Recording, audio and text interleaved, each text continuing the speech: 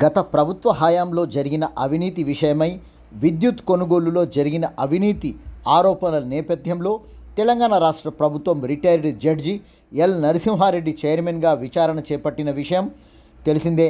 విద్యుత్ కొనుగోలు ప్రాజెక్టుల నిర్మాణంలో భారీ ఎత్తున అవినీతి జరిగినట్లుగా అసెంబ్లీలో చర్చ జరిగిన తర్వాతనే విచారణ కమిషన్ ఏర్పాటుకు ప్రతిపక్షాల సమ్మతితోనే జరిగిందని తెలుస్తుంది. విచారణ కమిషన్ మాజీ సీఎం కేసీఆర్కు నోటీసుల ద్వారా విచారణకు రావాల్సిందిగా పంపగా కేసీఆర్ విచారణ కమిషన్ చెల్లదు, కమిషన్ చైర్మన్గా దిగిపో, కుట్ర ద్వారా నా మీద విచారణ చేస్తున్నారని ఎదురుదాడి చేసిన విషయం కూడా విదితమే. కేసీఆర్ తెలంగాణ రాష్ట్రం హైకోర్టులో విచారణ కమిషన్ను రద్దు చేయాలని, చట్టబద్ధత లేని విచారణ కమిషన్ను పూర్తిగా రద్దు చేయాలని, నన్ను విచారణ చేయవద్దని విచారణ కమిషన్కు ఆదేశాలు ఇవ్వాలని పిటిషన్లో కోరినారు.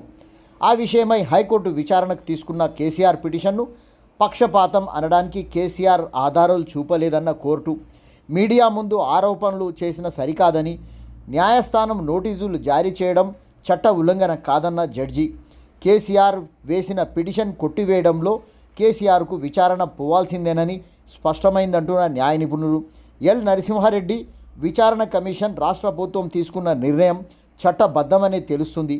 యాదాద్రి భద్రాద్రి పవర్ స్టేషన్లలో ఏర్పాటులో గత ప్రభుత్వం తీసుకున్న నిర్ణయాలలో ఖచ్చితత్వం, నిజ నిర్ధారణ తేలాల్సి ఉన్నది.